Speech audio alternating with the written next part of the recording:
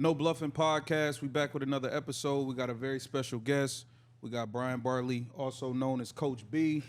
Well-traveled. I appreciate it, man. Been all over the world. Appreciate it. Coach some of your favorite players and you don't even know. Work with USA Basketball, NBA teams, college teams. So we definitely appreciate you coming through and giving us some of your time. Appreciate it, my dude. Appreciate it, man. Thanks, man. So just a little bit about your background, just being from New York City, kind of walk us through your basketball. I appreciate it. I played private school at Archbishop Stepanak. Somebody saw me. I was playing public school at Alexander Hamilton, and then I went to Stepanak and played, and I had a great career at Stepanak with some of the guys who are coaching now in college, like Timmy O'Toole, who's at associate head coach with Pitt, and then Fred is over at Kansas, and Maciello and Tom Parada. So my coach ended up being the AD for Fairfield University, so I had a great career there. And then I went on to college and played in college. And I left the Division I and went to Division III to play for Upsala College in East Orange, New Jersey, and played there till, I ain't gonna tell my age, so I won't tell you what year I got out. Don't be like, I wasn't even born there, man. So I'm gonna leave that alone. But I played, and then when I left there, I ended up playing overseas in Portugal for a while, and then went to Cleveland and hanging out with a guy named John Morton, who had just got drafted with the Cleveland Cavaliers, and was able to kind of work out with him and be with Cleveland. And after Cleveland, I moved to Atlanta to try to play for the Atlanta Hawks, but I ended up playing in the USBL, called the United States Basketball League, similar to like the G League right now, right? And I played in the G League, and after the G League, the Atlanta Hawks gave me an opportunity to work in the front office. And I started working in the front office for about 5 years with Dominique Wilkins was playing. We were really good. Yeah, so tell him my age. But I was with Neek, and when Neek was traded for Danny Manning that last year, was my last year working for the Hawks. I knew I needed to leave, and I wanted to make more of an impact, you know what I'm saying? So I decided to leave there and go with an organization called Atlanta Celtics, which was really big. Yeah. And Atlanta Celtics, when I came out of the Atlanta Celtics, we were really, really good. We were 34-0 one summer. We had Josh Smith, Randolph Morris, Dwight Howard, and Javaris Critton all on one team. Ooh. So that great career there, helping them out, and then became a high school head coach at Landmark Christian School. That's the first high school head coach job that I had. And, of course, Randolph was only a freshman. And then I coached Randolph for 3 years and ended up playing the ESPN game against Dwight Howard, and then my career kind of took off. Wait, you played the ESPN game against Dwight Howard when he was like a senior? Yeah, that's the game I coached. That's like on the ESPN. What was the name of that school he played at? Dwight was at Southwest Atlanta Christian, and I was coaching at Landmark Christian. And we played at Georgia Tech in front of 5,000 fans, because the first time we played them, Mark Cuban had us play in he had this new streaming system. It's big now, streaming, but back then it wasn't. Yeah. Right. So he had an online streaming game, and we played at a junior college. About 2,500 wasn't enough people. So ESPN called us, Roz. I ended up seeing Roz the other day at the Sierra Canyon game, which is funny. But we ended up playing there. And the reason why that game was so big, he could remember it, because during that time, kids can go from high school to pro. Right. Because I remember watching Dwight Howard versus Sebastian Telfair. That's right. You got that right. He was one of the last ones. That was like one of the last years. One of the last years, that's right. So I did that. I coached Randolph Morris, and then after him, I coached a young man named Justin Holland, was another good guy at Landmark. And Justin is now with Anthony Edwards. He does all the stuff for Anthony Edwards, and he played for me. Left there, went to Auburn University as a coach. Coached at Auburn for like 4 years with Jeff Lebo, who's now assistant at North Carolina. And then went back to high school and did Skills Academy, and then went up to Montrose Christian School where, KD went to school.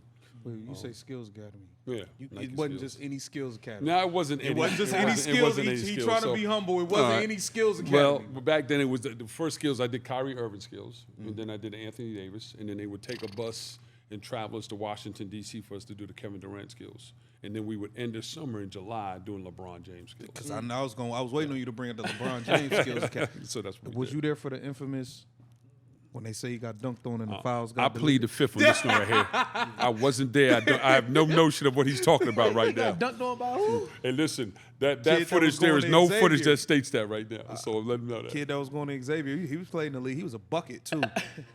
Jordan Crawford, Jordan Crawford. They said Jordan Crawford dunked on him. The fouls got erased. But I wasn't there. I don't know what he's talking about. Hey, Brown, look, let you know. I got to live out here. Don't come after me. I can't afford them problems. I don't know what he's talking about. So, like I said. But, yeah, we did LeBron skills. And, it was at Cleveland State. And, that's when they had it, too. So they moved it around. And I did skills. And back in the day, I did ABCD camp as well when I was with the Celtics. So, legendary ABCD camp. Legendary. Sonny Vaccaro allowed me to do that. And then we did the EA Sports game in Chicago. Yo, how important was Sonny Vaccaro to like at that time, like what he was doing for like high school basketball? Because I don't think people really understand. I would say if you ask me, Sonny was like the godfather of basketball. He was the whole reason that kids are being paid. He's the whole reason why there's shoe brands. This whole grassroots now, that's all Sonny. That's all his Brandon vision. Jennings going overseas, Yep, he that's helped Sonny. with that. That's Sonny. Sonny's vision for high school ball players was unbelievable. So he was a visionary, and he was a guy who was just trendsetter. He set the trend for all of it was now. Who was some of the best players you've seen come through that ABCD camp? Tracy McGrady, I remember him coming up. Nobody knew who he was at all. Sebastian Telfair.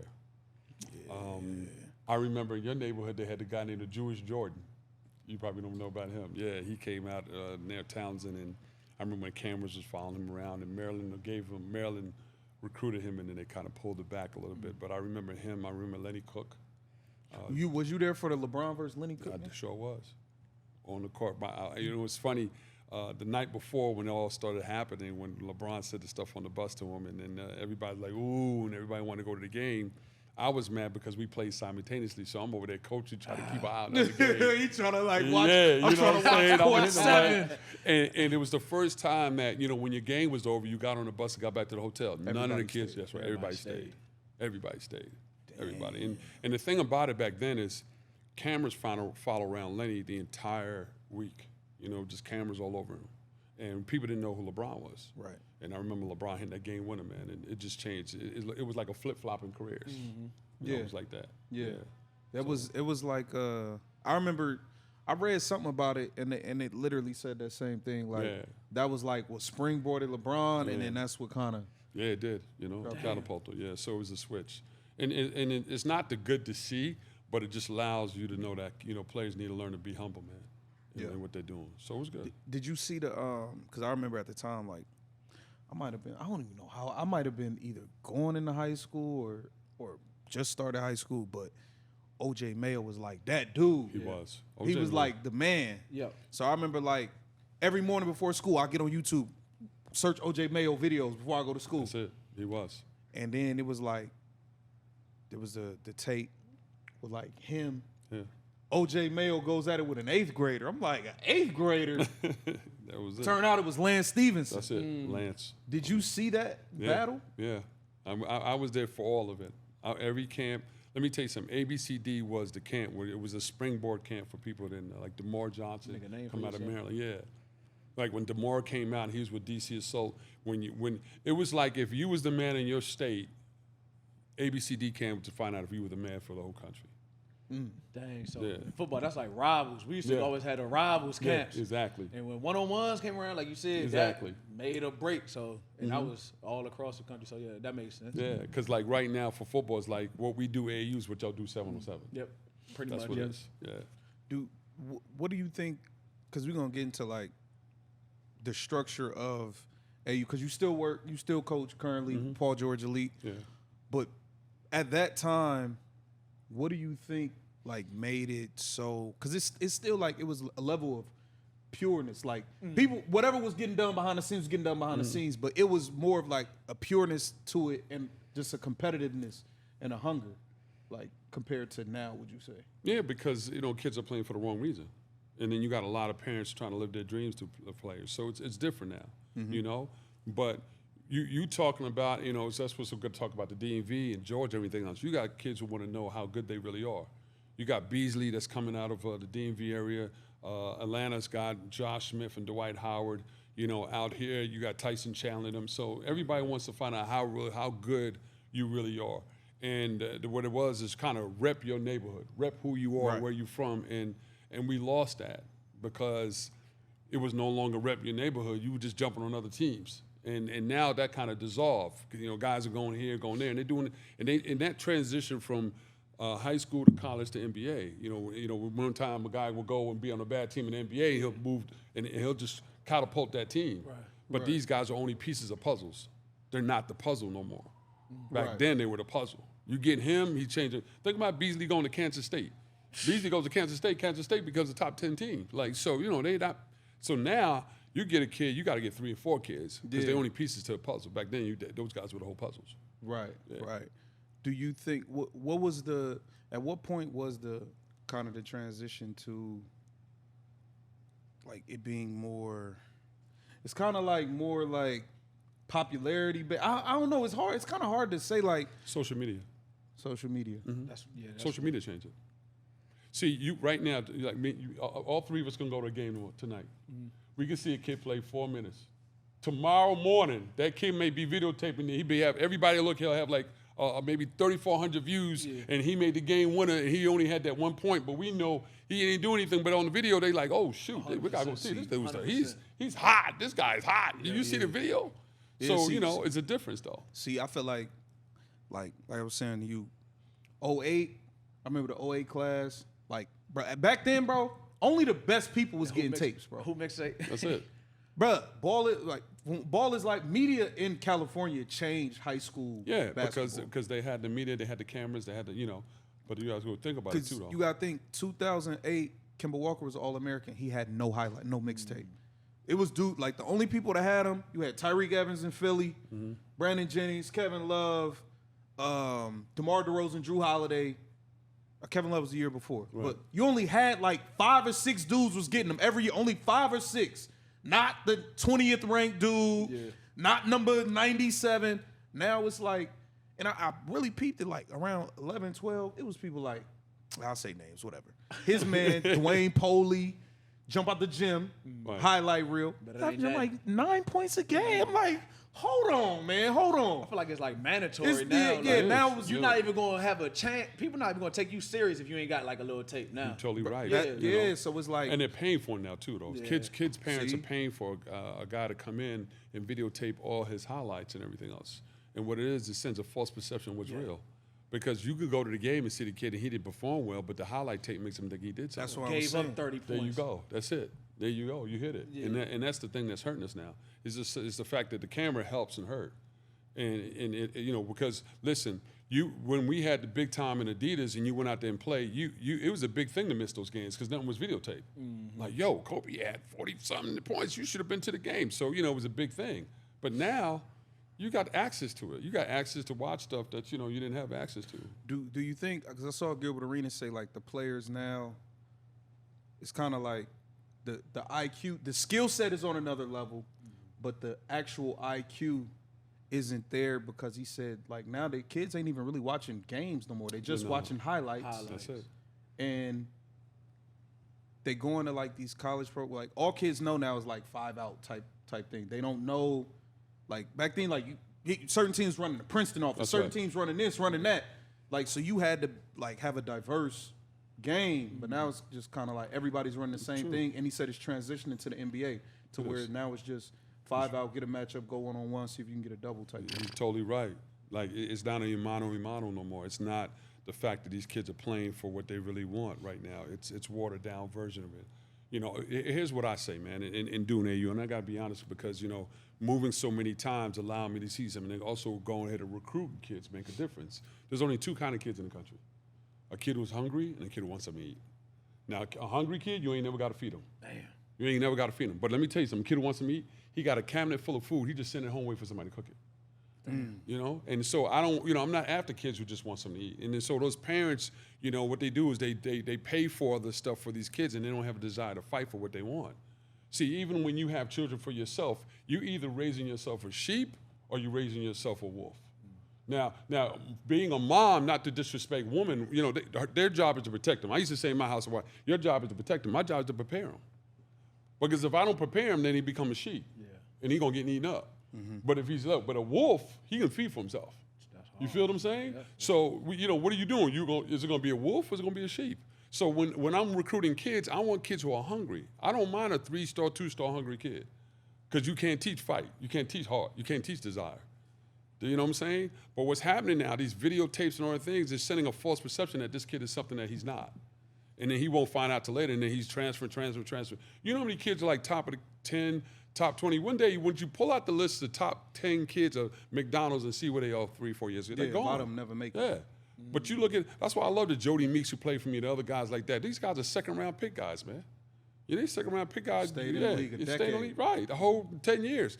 But these guys, other guys, man, when they get hit with diversity, They fold. Yeah. Because that's kind of why I want to ask you too. Like you were saying, a lot of these dudes, everything has been like, they haven't been told no, or yo, that's not gonna work over here, because coaches and programs be like, I can't really afford to lose them.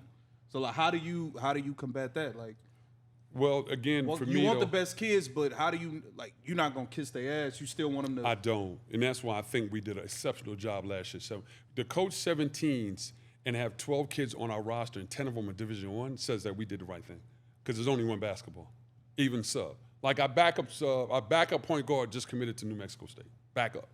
So we've done some things to put our kids in the right position. The question is, I'm not selling anything. I'm just giving vision. Like I'm bringing them in, and like we're saying, listen, there's an African proverb. It says, if you want to run fast, run by yourself. Mm-hmm. But if you want to run forward, run together. So the further we go, the more exposure we get, the better we're off doing.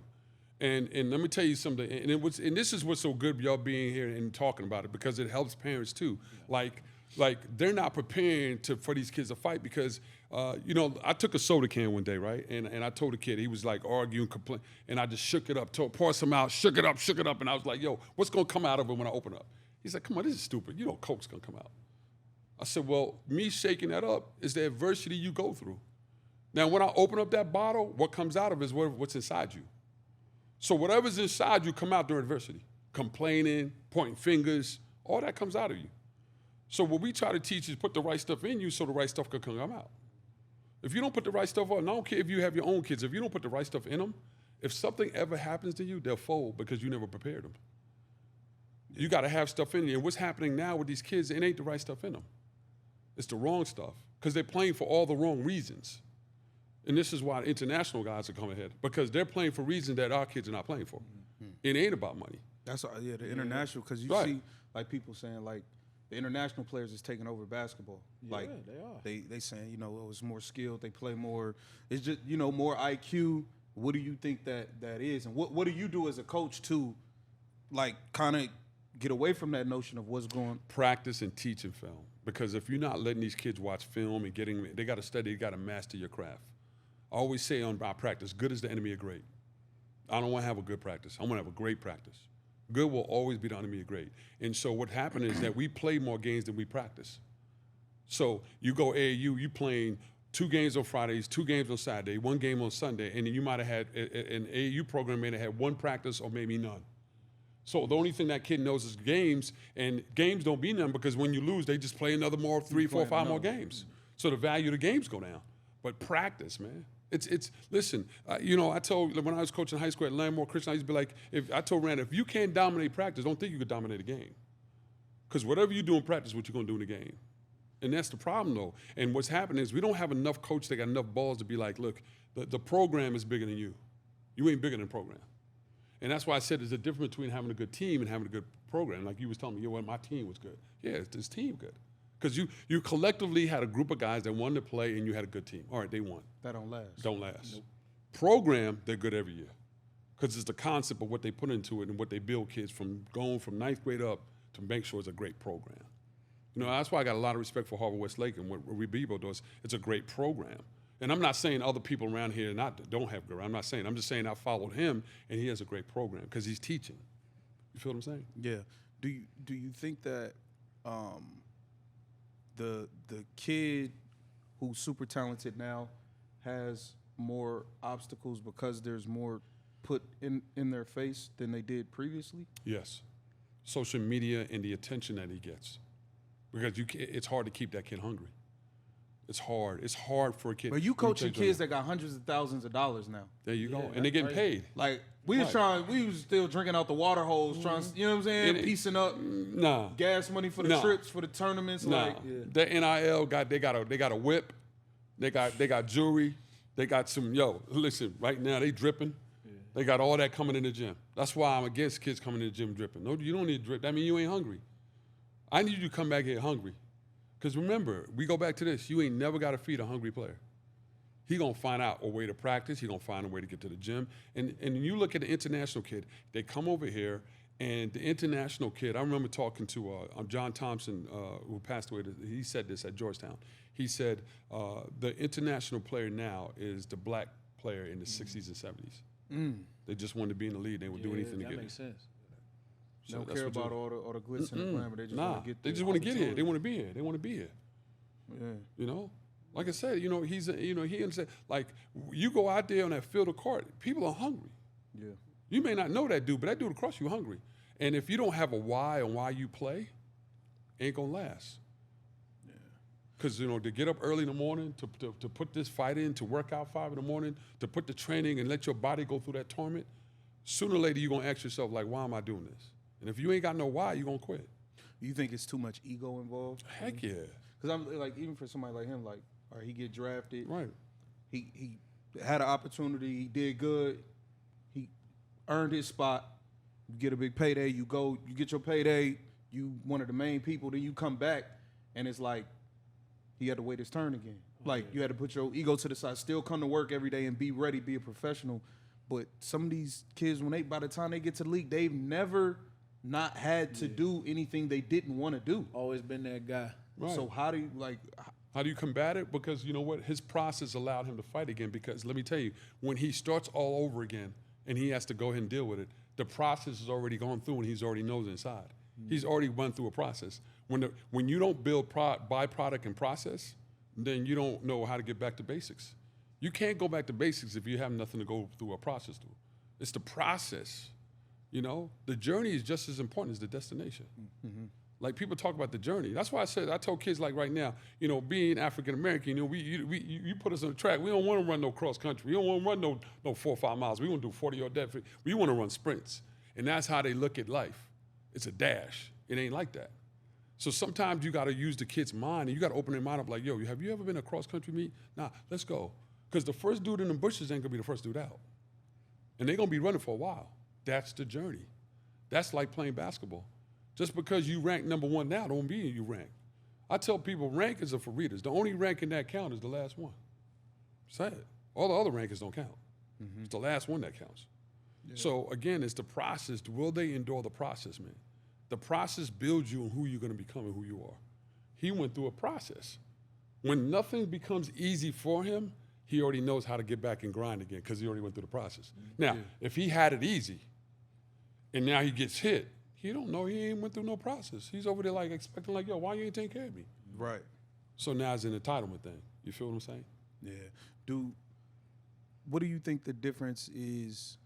And because like you worked in the NBA office versus working with the kids, and even you worked with the kids before the NIL and the social media and all that, and now what made you enjoy working with the kids more than like the NBA stuff?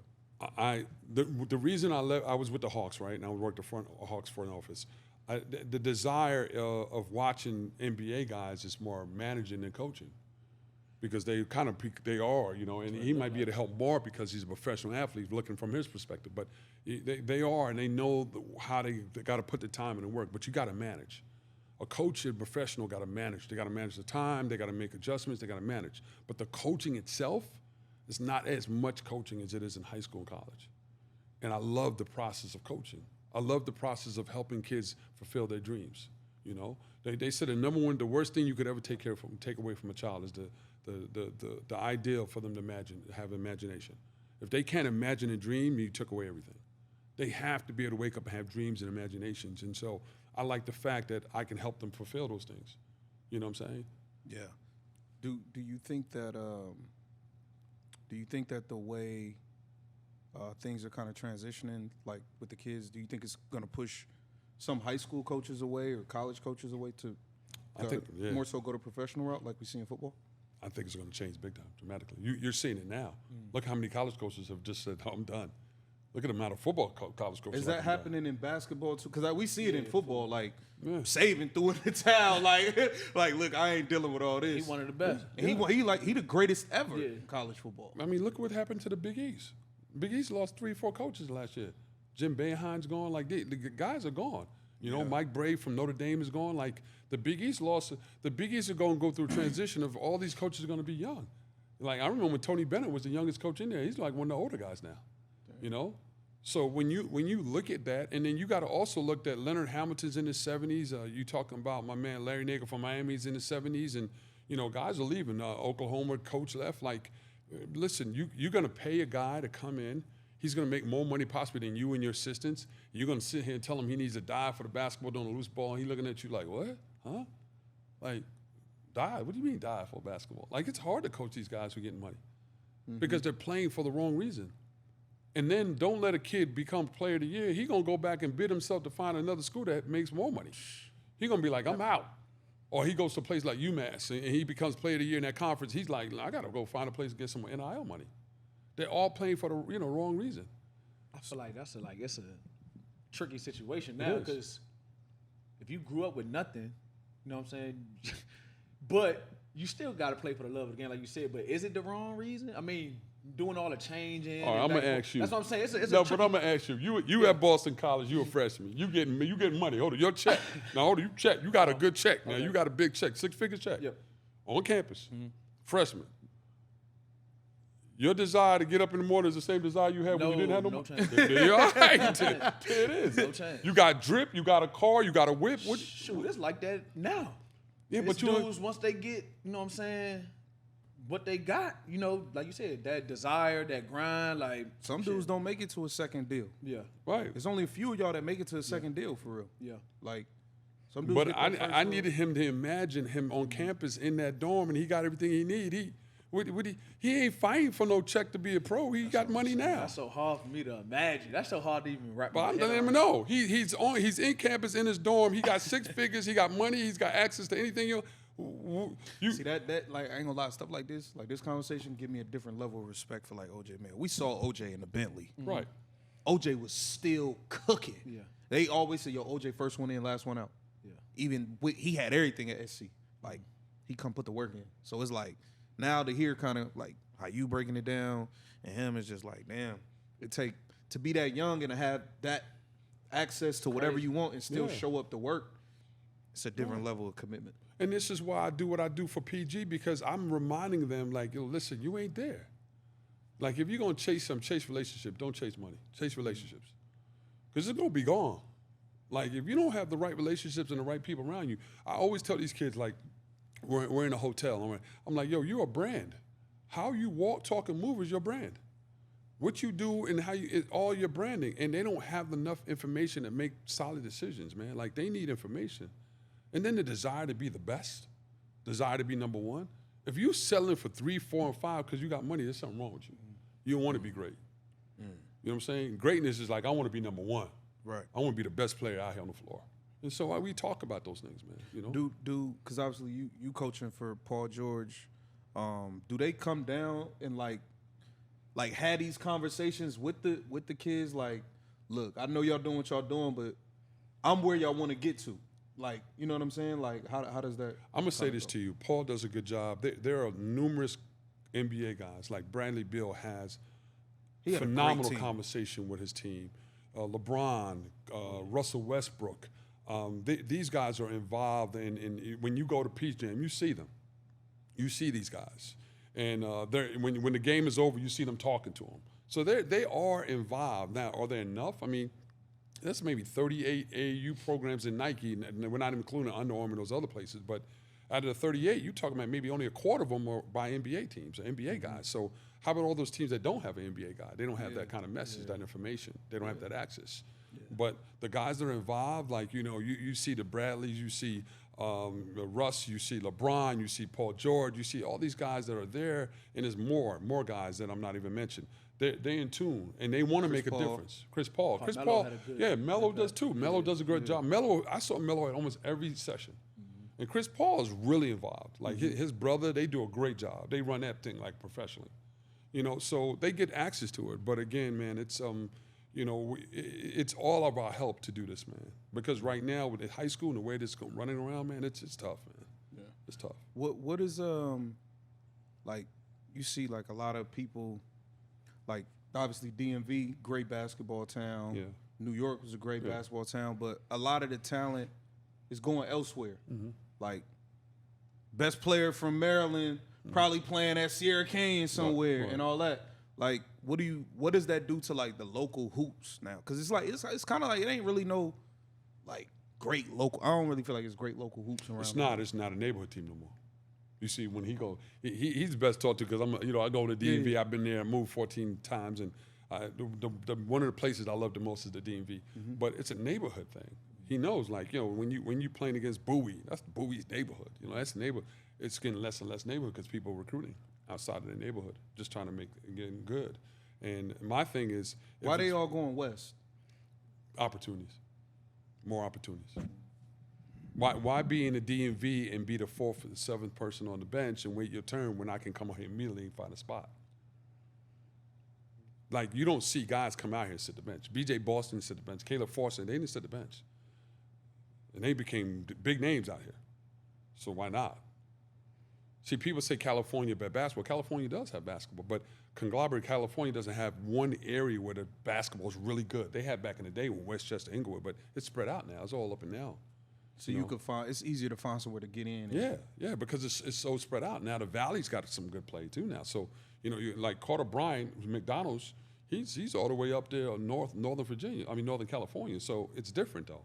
It's different for that, but it's spread out. Now you going to DC, you got 4 or 5 teams that's good in the same conference. Yeah. And if you're a freshman or sophomore, you got to wait. Yeah. Like Markel Fultz played 2 years of JV. Yeah, you got to wait. You got to wait. These dudes got to wait. So Jeremy Roach, when he was at Duke, I forgot the name of the point guard from Michigan. He was the backup. He was sitting the bench when Jeremy Roach was playing. So you got to wait there.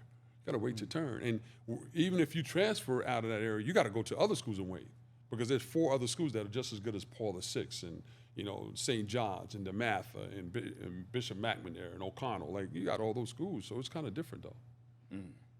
It's just like the opportunity, man. Like, have you been to see a Canyon game?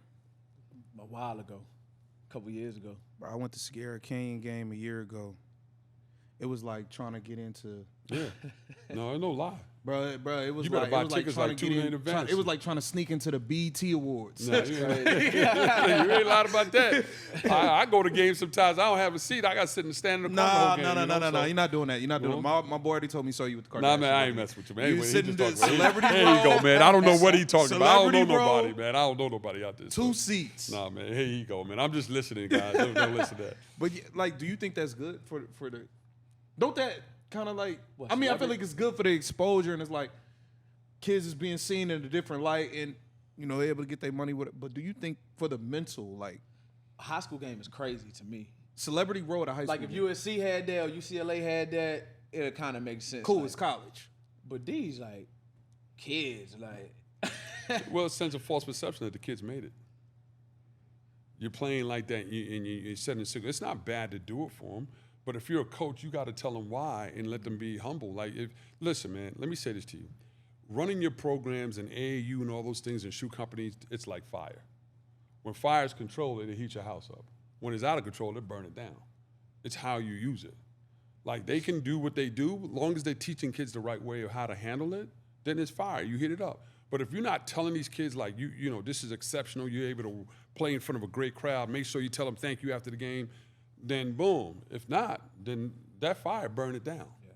So it's like fire, either heat it up or to burn it down. It depends on how you use it. Yeah. Who are some of the notable name, like, kids that you currently coach recently that's going to the next level? Or who some of the kids you work with? Carter Bryant, Emmanuel Stevens, and Jamari Phillips all going to Arizona. I coached them this past.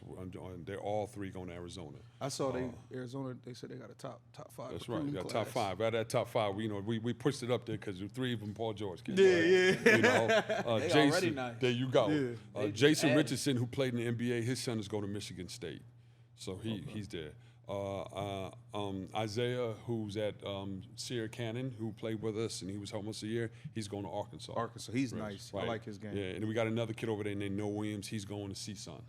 Okay. AJ Swinton, who was with us before he went to Bull Williams, he's going to Florida State. He's in O'Connell. He was at Sierra Canyon last year. He was west, and now he's back east, but he's going to Florida State. We have him as well. And then we got another kid who's really good named James Evans out of West Branch. He's going to UNLV. And then we got another backup point guard named Gabe Pickens, who's going to New Mexico State. Right now we got about 10 Division I's on one team, so we've done an exceptional job, and our kids are doing well, man. Like, that's what it's about. They're getting offers, opportunity to play. All right, like, how you get John, how you get like one of them, like, it's 10 D1 players. Somebody got to be a role player on this team. You could get recruited and, you know what I'm saying, be a role. Yeah, but look, kid, bro, we want, like, you ain't thinking about that at 7, bro. I'm the true. man. That's How true. you get them to buy into because you, like, realistically, PJ Tucker made over $100 million being a role player. Pat Bev made over $80 million being a role player. Right. You don't see him doing no Kyrie crosses. They just guard. PJ Tucker barely dribble. That's right. Look, Boy, they crazy. best stability. And I saw, was it? It was one day. I think it might have been Pat Bev or PJ. One of them. It was like, the best ability I have is I know how to play with stars. That's it. Oh, yeah. That'll keep you a job forever. Mm-hmm. Well, it's just like these kids playing for something bigger than yourself. That's what we talked about. Playing for something bigger than you. We had conversations about that. We sat down and I asked them one time on the phone. We had a conference team call and we were like, all right, we're gonna write this down. Tell me what you're playing for. What are you willing to give up of yourself to be part of this team? We talked about it. So it wasn't a surprise that they did it because we talked about playing for something bigger than us. We wanted to be different. Like, how do you have a group of guys different if we're gonna play like everybody else play? Yeah. So we had to share the ball. And it wasn't easy though. If somebody said it was easy, it wasn't. It wasn't easy at all. It took us about maybe the third session for them to buy in, but once they got it and figured it out, they understood it. And I think that's the desire. And I think this is why I go back and keep coaching is because when you see dudes commit like that, when you see your backup going to New Mexico State, when you see guys going to school and they're coming off the bench and signing Division I, that's great. You know, so, and we still do that. We have Stevie. We have, we still got other guys that got, we have 2 more guys left to get offers. So, again, man, we're just doing the best we can, man. You think being the son of a former NBA player, like, I mean, I know it kind of, they get more exposure and stuff like that, but what's the difference between somebody that's really coming up from nothing versus somebody that's kind of got it laid out? Like, what? Because there's a lot of kids that be watching, they asking, how can they get to the next level? I'm just saying, what's the difference between that platform? Like, somebody who got nothing, give them some advice. Resource and access. Those are only 2 ways you learn, exposure and experience. So they got resources and access. They have resources and access that most people don't have. Right. So that long as you have it, right now, you're having a son, he wants to play, you're going to give him resources that nobody else can have. Right. He's going to have ability to work out with strength and conditioning coach nobody else can have. He's going to have an opportunity to eat differently than everybody else has. Mm-hmm. So resources and then just having that, man, just being able to have that at the table and access is important. It's hard. Yeah, it is. But it's no different than you lining kids up on a baseline, right? And you telling kids to step out. If you have this, step out. If you have that, step out. If you have that, and next thing people halfway step out, and now you tell them, all right, I want you to touch the end line and come back. Because we're all in a race, no matter one kid is going to have more than you, but we're all in the same race. Yeah. You still got to beat that kid. You still got to get ahead of that kid. Yeah, that's fine. You know what I'm saying? So that's the key. There was a little debate. Wait, I want to ask, you have any kids playing the McDonald's games? No, Carter Bryan. Carter Bryan's playing the McDonald's. He's playing the McDonald's game? Mm-hmm. Yeah, Carter Bryan is 1 to 2 California kids. The other guy's Trent Perry didn't play for us, but Carter Bryan is playing the McDonald's. Yeah, we might have to get Carter Bryan up here, man. Yeah, we got to holler at you. Hey, Carter, look, come on, let your boys coach down here. I'm going to tell him, man. I'm going to try to go ahead. I'm going to go ahead and get that. There was a little debate going on. You being a New York City guy, I got to ask. All right. Sebastian Telfair ranked himself ahead of a lot of New York City legends. Give me your top 5 players from New York City. In order? In any order. Top 5? Give me your top 5. Top 5 is 2 old schools that nobody going to. My top 2 is going to be Dr. J and Kareem Abdul-Jabbar. That's my top 2. Okay. That's my top 2. All right. Guard. Shoot, we had a lot of guards, man. God, we NYPG, so I don't know. NYPG. So I got a New York point guard. Come on. You know what I'm saying? We NYPG, man. So, dag, man. I don't know, Smitty.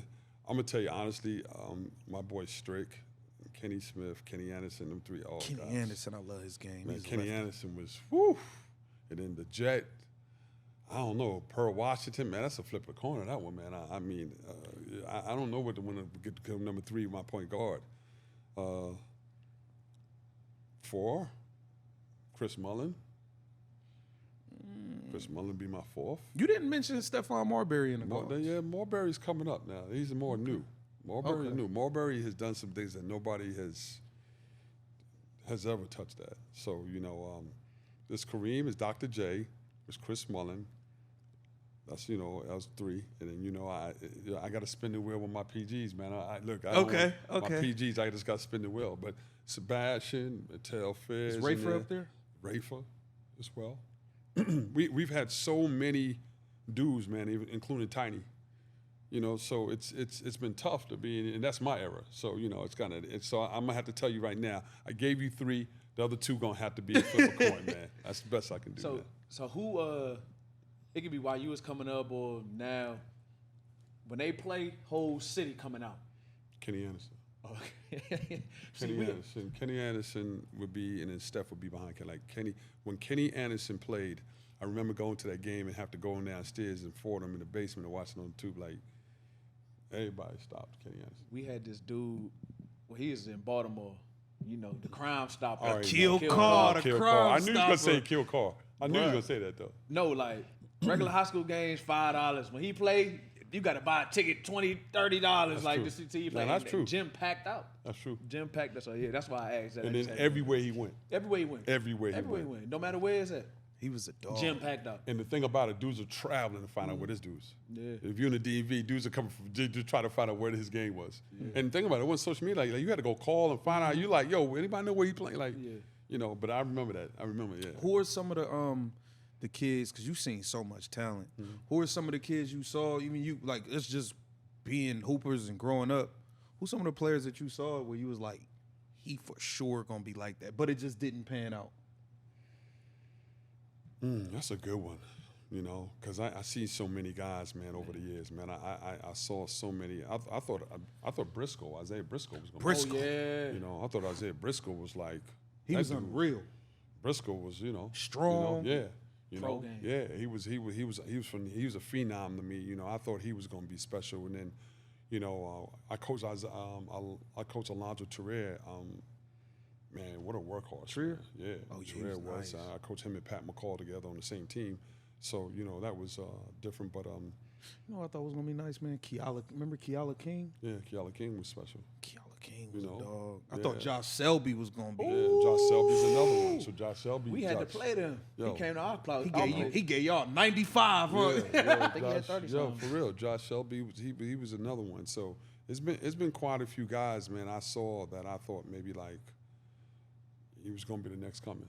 Yeah. I thought Lonnie Moore out of the DMV. I thought Lonnie Moore was going to have a special time. And then Joe Hampton, who ended up coming here and playing at LA College on that.